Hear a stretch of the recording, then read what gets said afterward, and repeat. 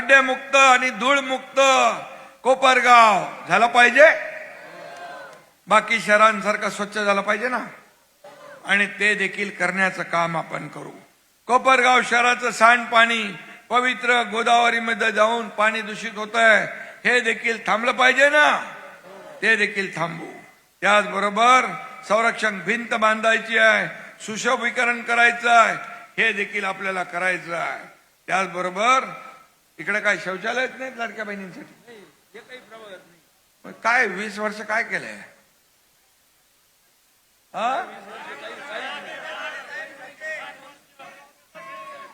मग सगळे पैसे काय खाल्ले? गडप हडप. आता ज्यांनी हडप केलं त्यांना तुम्हाला निवडणुकीमध्ये गडप करायचं आहे, करणार ना.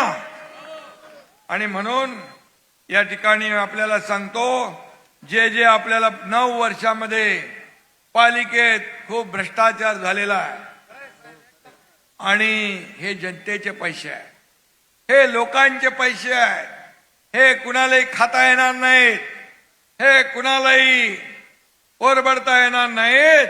त्याची देखील चौकशी होईल नगर विकास विभागाच्या माध्यमातून, हे देखील मी या ठिकाणी सांगू इच्छितो.